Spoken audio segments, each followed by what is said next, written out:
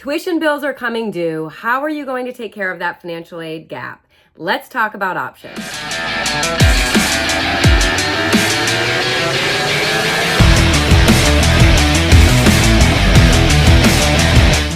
Hi everyone, I'm Tina Steele, the FAFSA Guru, and if you like what I have to say, be sure to subscribe to my channel by clicking the link below.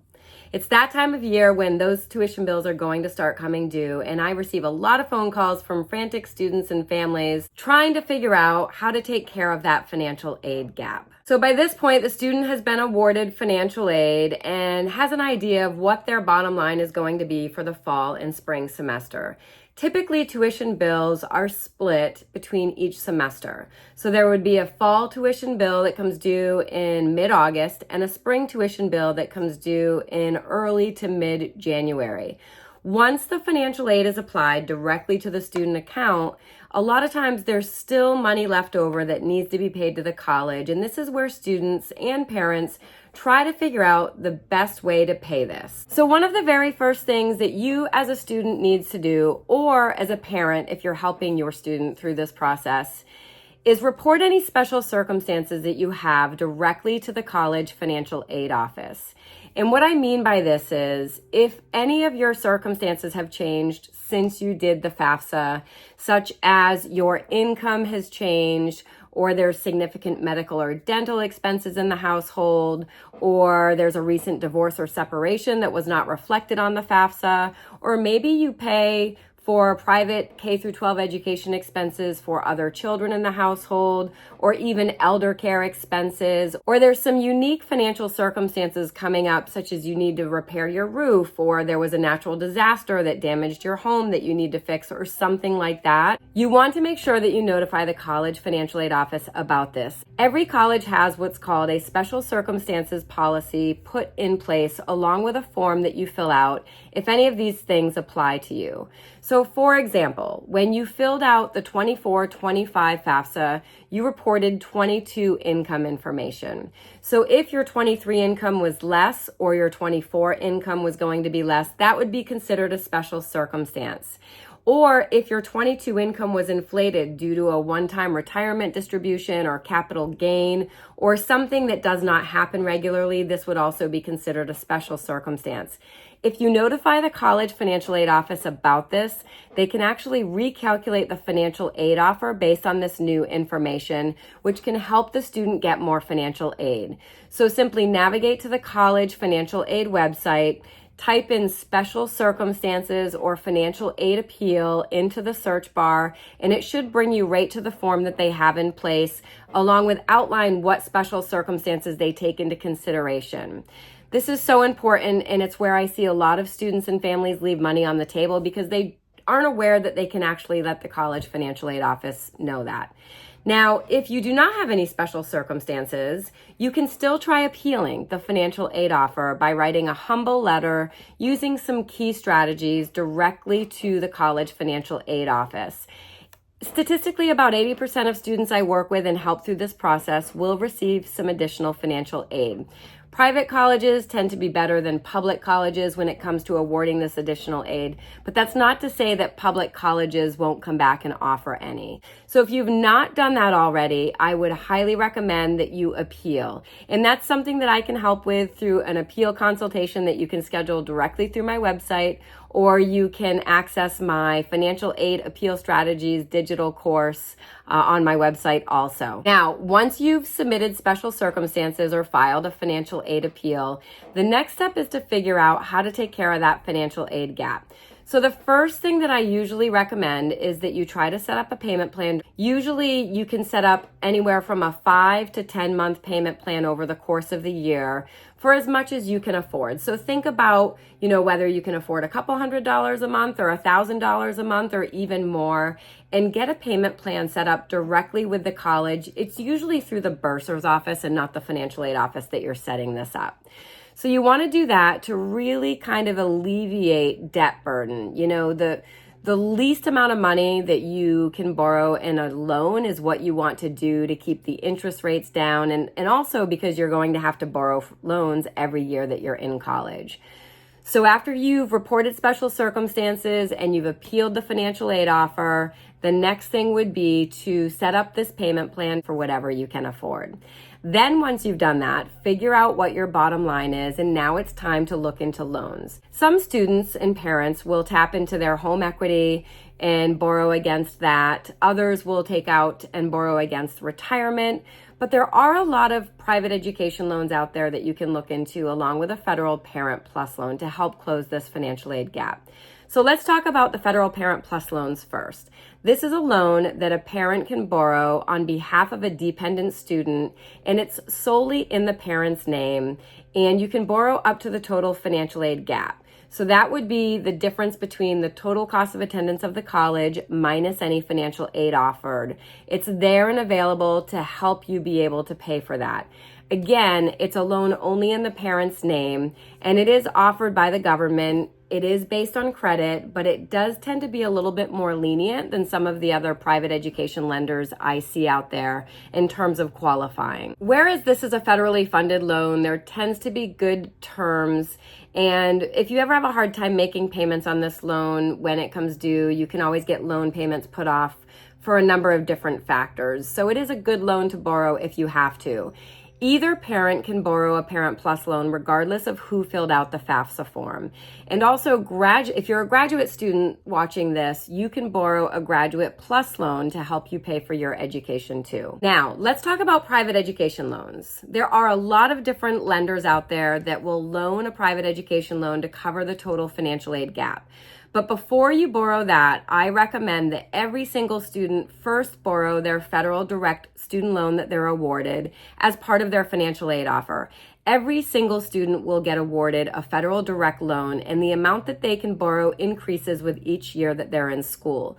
Now, the nice thing about this federal direct loan is that it's not based on credit. So every single student will get this loan, whether you're dependent, independent, or a graduate student, unless you are in default on another federal student loan. Any student can borrow a federal direct student loan, whether you're an independent student, a dependent student, or a graduate student. And it is not based on credit. And you can put the loan payments off on this loan until after you graduate, keeping in mind that interest will accrue. This is a good loan to get. If you do see it in your financial aid offer, you might see that it's all unsubsidized, or some of it might be subsidized and unsubsidized. If any of it is subsidized, what that means is that the government will pay the interest that accrues on that loan while you're in school for as long as you're in school. So this is another good reason for taking this loan before borrowing any other private education loans, especially if you did receive some of it in subsidized funds. That's considered need-based financial aid.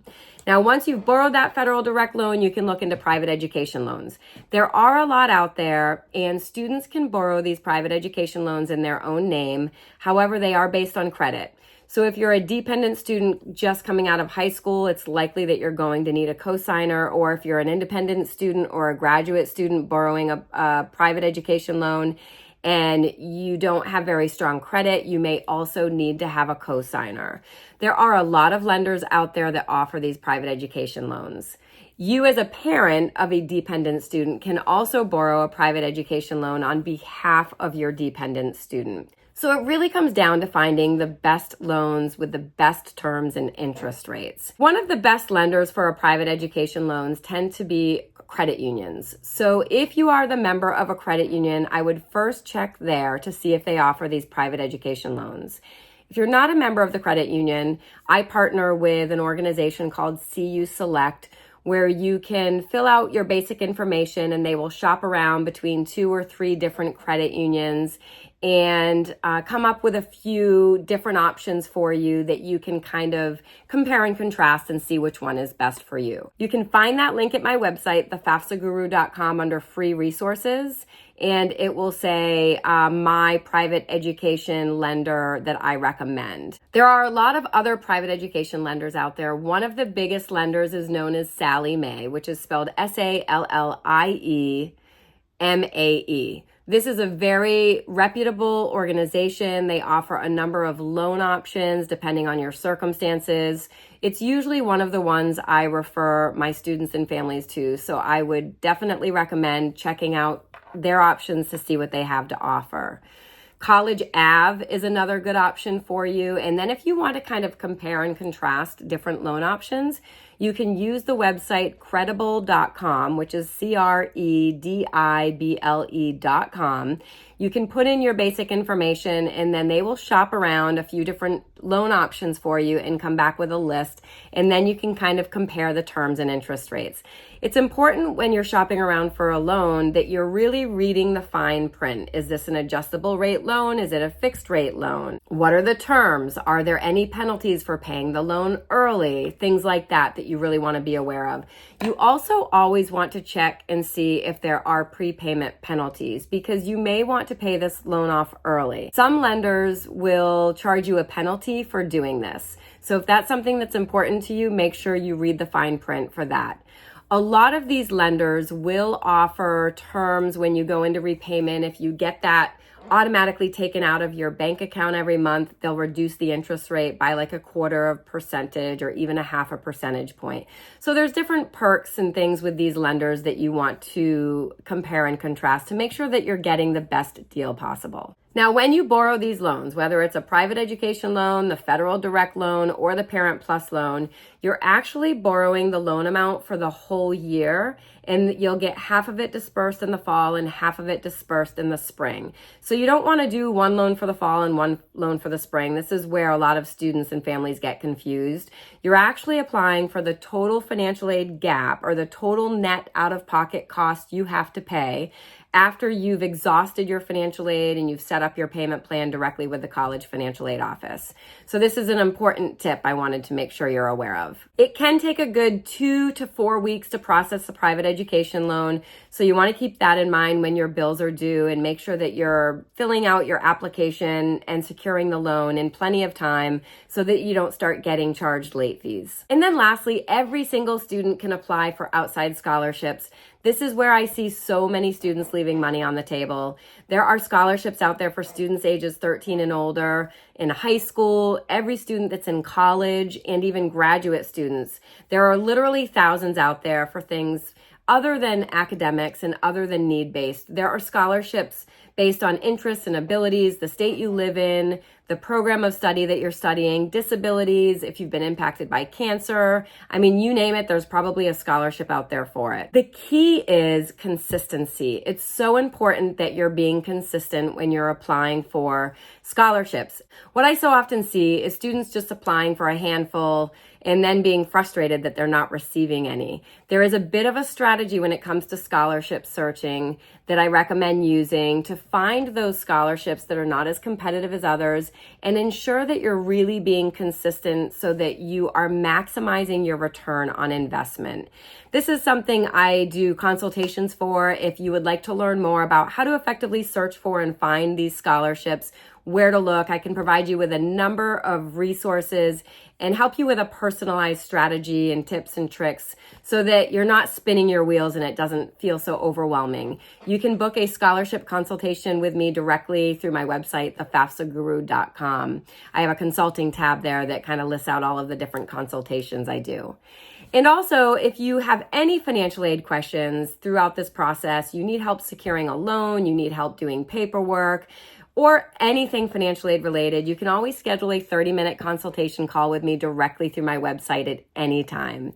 And if you happen to be watching this video and you're the parent of a rising high school senior or a current high school senior, you should definitely check out my Financial Aid Academy, which is my signature program I run every single year for parents of high school seniors and their seniors to help them navigate the overwhelming and confusing financial aid process. I have 3 different levels of service available depending on how closely you want to work with me, and it begins September 1st and runs through May 30th. And if you are the parent of another student or you're an independent student navigating this process on your own, or even a graduate student, or you're the parent of a high school senior, but you don't want to commit to the 10-month program, I have a new program that I launched this year called the 30-Day Financial Aid Boot Camp. It's going to run from October 1st to October 31st, 2024, because that's when the new 25-26 FAFSA opens. And then I'll likely be hosting that again for an additional 30 days.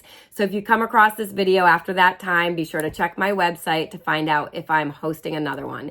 This is going to be a 30-day program intended to take a deep dive into the financial aid process, where I will host a live weekly webinar and a Q&A session going over everything you need to know about the financial aid process.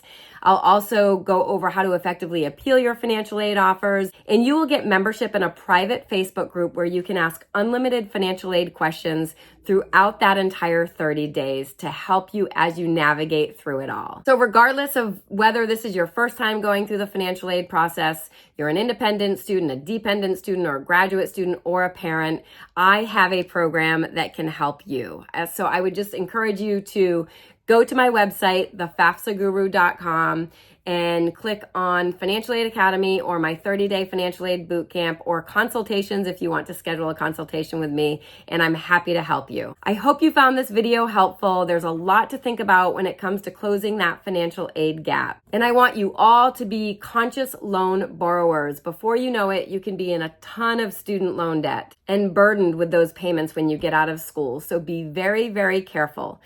Searching and applying for these outside scholarships can make a huge difference in your bottom line, and then appealing those financial aid offers each and every year you're in school can also. Thanks so much for watching. To learn more about the programs and services I provide, head on over to my website, thefafsaguru.com.